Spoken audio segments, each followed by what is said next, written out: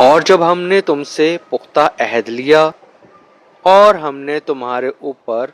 طور کو اٹھا کھڑا کیا، یہ فرما کے کہ اس کتاب کو مضبوطی سے تھامے رکھو جو ہم نے تمہیں عطا کی ہے، اور ہمارا حکم سنو،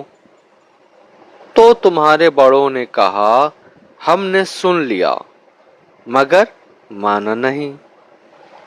اور ان کے دلوں میں ان کے کفر کے باعث بچڑی کی محبت رچا دی گئی تھی۔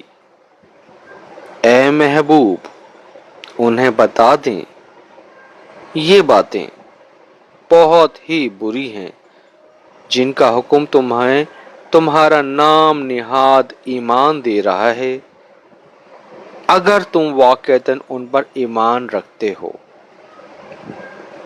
آپ فرما دیں اگر آخرت کا گھر اللہ کے نزدیک صرف تمہارے لیے ہی مخصوص ہے اور لوگوں کے لیے نہیں، تو تم بے دھڑک موت کی آرزو کرو اگر تم اپنے خیال میں سچے ہو۔ وہ ہرگز کبھی بھی اس کی آرزو نہیں کریں گے، ان گناہوں اور مظالم کے باعث جو ان کے ہاتھ آگے بھیج چکے ہیں یا پہلے کر چکے ہیں، اور اللہ ظالموں کو خوب جانتا ہے۔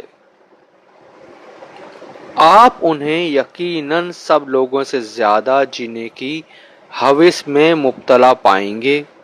اور یہاں تک کہ مشرکوں سے بھی زیادہ۔ ان میں سے ہر ایک چاہتا ہے کہ کاش اسے 1000 برس کی عمر مل جائے،